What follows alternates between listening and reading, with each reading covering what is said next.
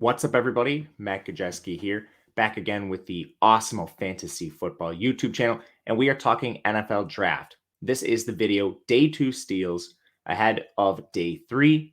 Before we get started, make sure to hit that thumbs up button, subscribe to the channel, and hit the notification bell so you know when this and all other content goes live. We're also brought to you today by Underdog Fantasy, and if you don't know Underdog, they have all sorts of contests available to you guys. Best ball drafts, live drafts, pick'em contests where you can make up to 20 extra entry fee. Better yet, if you use the promo code Awesemo, you're going to get a match deposit bonus up to $100. Let's get into today's video. We have the biggest steals from rounds 2 and 3, and there's a couple teams that really made out and got some good value. The first place I want to start is with the Kansas City Chiefs, and they actually made a couple picks I really like on day 2. I want to start with Skyy Moore. Now, when we look at Skyy Moore in the draft, it's kind of ridiculous how many receivers came off the board before him. We had Christian Watson, we had Wan'Dale Robinson, John Mechie, Tyquan Thornton, George Pickens, Alec Pierce, and then finally Skyy Moore at pick 54 from the Chiefs.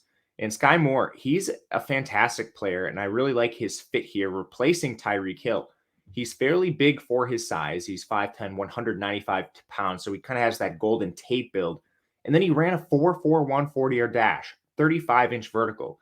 The guy had nearly 2,500 receiving yards in 3 years at Western Michigan. And remember, his second year was shortened due to COVID in the MAC. They only played 6 games max. He had a 37% target share, just ridiculous production. I'll bring it to you on the screen here. You can see what he did his final season where he had 95 receptions, almost 1,300 yards, 10 scores, 37% of the targets, and he was doing it mostly outside. He was in the slot just about 35% of the time.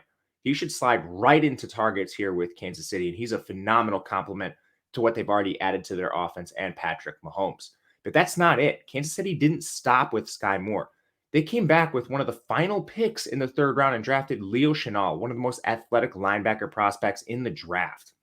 He's 6'3", 250 pounds, played his college ball at Wisconsin, and at that size, he ran a 4.53 40-yard dash. Jumped 41 inches in the vertical, and he's only 21 years old.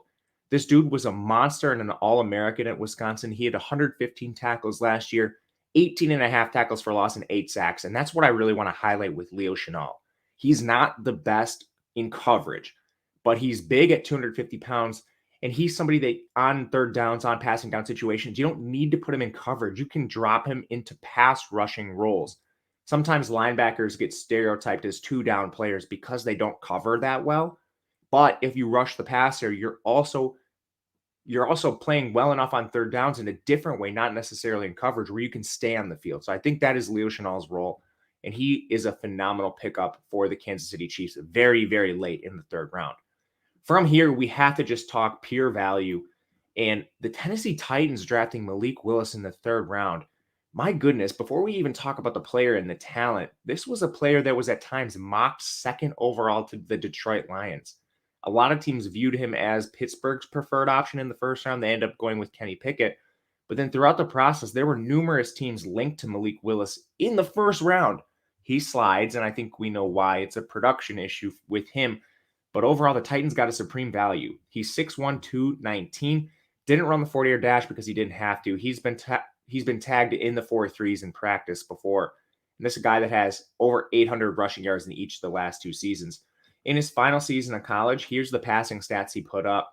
Completed 61% of his passes for 8.4 yards per attempt, 20 touchdowns to 12 interceptions, and 2,857 yards. Have some issues. He did not necessarily dominate competition at Liberty, which is a small school, of course, and that is a concern, but he's a player that has a lot of potential. And in the third round, that's something you can definitely bet on with the Tennessee Titans. They also save a ton of money moving on from Ryan Tannehill next year, so they are already addressing position of the future. Final steal of the second and third round, we're going to go to Denver, who gets Nick Bonitto, a player maybe not on the radar of everybody, but he's a highly productive pass rusher coming out of Oklahoma. 6'3", 248, 4.5, 440-yard dash, 36-inch vert, so plenty athletic. He's a 4-year player there, and he's a pass rush specialist. In the most recent season, he had 39 tackles, 15 tackles for loss, 7 sacks, 1 forced fumble, and 1 pass defended. He had a 19.8 pass rush win rate. For your reference, That's better than players like Trayvon Walker and Jermaine Johnson, who both went much earlier than Nick Bonitto in this draft. He played in that Lincoln Riley, Alex Grinch system, and he's comparable to players like Harold Landry, Derek Rivers, even Clay Matthews pops up in his most comparable players. Denver gets him really late in this draft, and he's a highly productive player, not just this last year, but going back to 2019 and 2020 as well. Let me know in the comment section who you thought the biggest steals were on day 2, rounds 2 and round 3. My name is Matt Gajewski on Twitter at Matt_Gajewski. Thank you for watching, and we'll see you again next time.